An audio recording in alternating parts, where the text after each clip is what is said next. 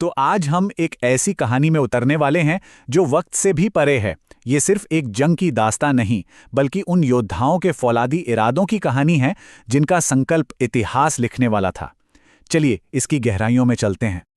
बस ये एक लाइन सोचिए, ये एक लाइन ही पूरी कहानी का निचोड़ है।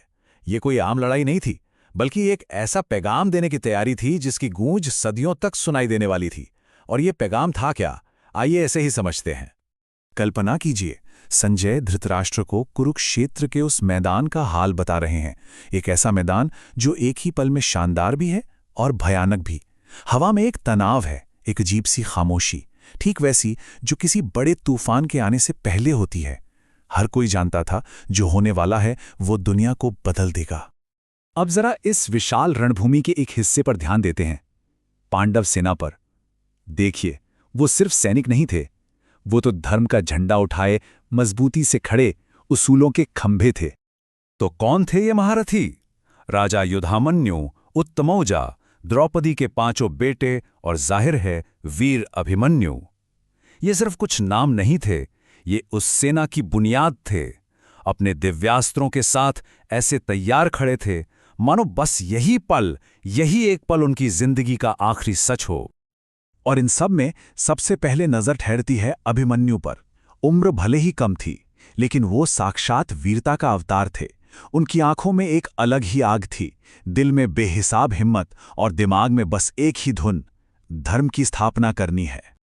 और फिर थे उप पांडव, द्रौपदी के बेटे।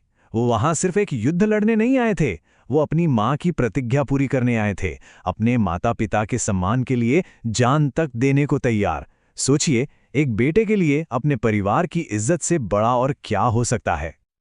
और युधामन्यु और उत्तमौजा जैसे योद्धाओं को तो देखिए, वो तो पूरी सेना की ढाल थे। वो सिर्फ लड़ नहीं रहे थे, वो तो युद्ध भूमि पर शेरों की तरह दहाड़ रहे थे। कह सकते हैं कि पांडवों की जीत की उम्मीद उन्हीं जैसे वीरों पर टिकी थी।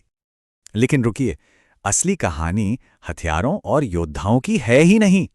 असली कहानी तो उस आग की है जो उनके अंदर जल रही थी, जो उन्हें लड़ने की ताकत दे रही थी।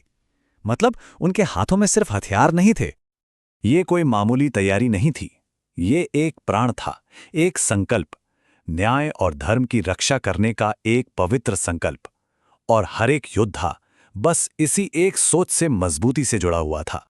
तो आखिर क्या था ये संकल्प? ये लड़ाई सिर्फ अस्त्र शस्त्र की नहीं थी, ये लड़ाई थी धर्म के लिए, उसूलों के लिए।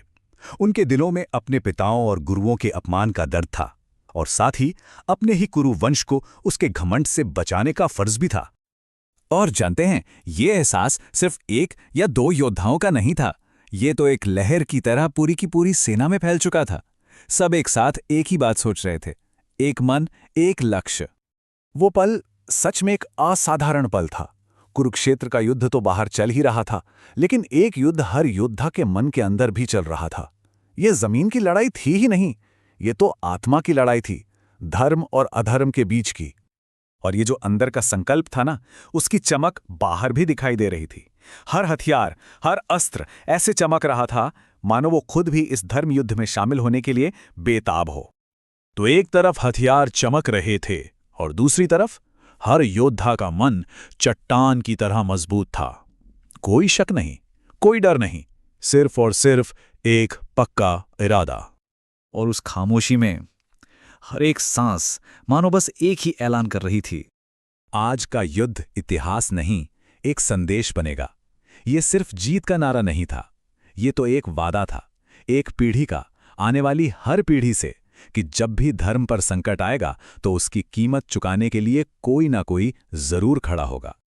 तो ये सब देखकर एक सवाल मन में आता है कि आखिर ये धर्म और कर्तव्य हैं क्या?